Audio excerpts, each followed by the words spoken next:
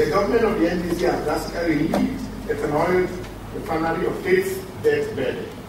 The governments over the years have been saddled with debts of the Tema Oil Refinery. At the end of December 2008, the total debt in the books of TOR was 1,678 million Ghana cedis, increasing to 1,789 million at the end of the year 2009.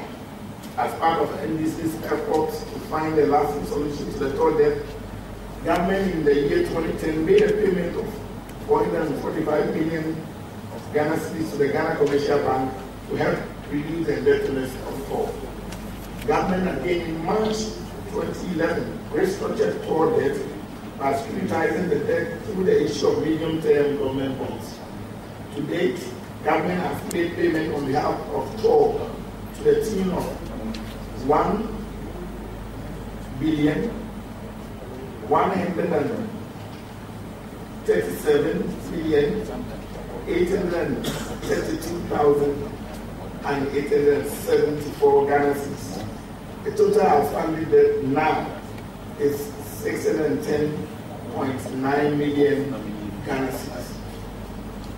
In our quest to find a lasting solution to the perennial financial challenges of TOR, a technical operation and financial diagnostic review of TOR was commissioned. The audit has been completed. The recommendations are being implemented to ensure that TOR operates efficiently and on a financially sound basis. LPG supply. Ladies and gentlemen, we all do recall that last year we encountered some challenges with respect to the supply of LPG to consumers. Though there have been some challenges in the past weeks because of TOR shutdown, because TOR shut down its operations as a result of some equipment breakdown, I'm happy to observe that we have been able to considerably stabilize the supply of LPG in the country. An arrangement for a vessel to be dedicated to the supply of LPG to Ghana as an interim measure, while government continues to seek approval for the use of tax as a second point for receiving LPG into the country.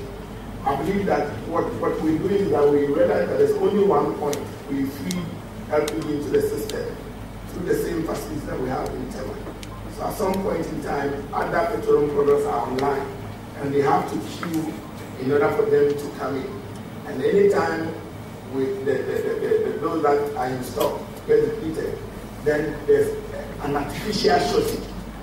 We also reckon that because the storage facilities they are not large enough, once the ship offloads and some of our consignments are still remaining, we have nowhere to put them, so the ship has to go back.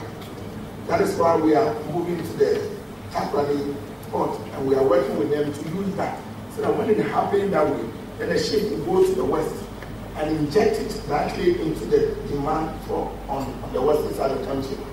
If we don't do it that way, once we fill the stock that comes here, the time of moving the cars from the east to the west makes the problem experienced in the west very, very critical.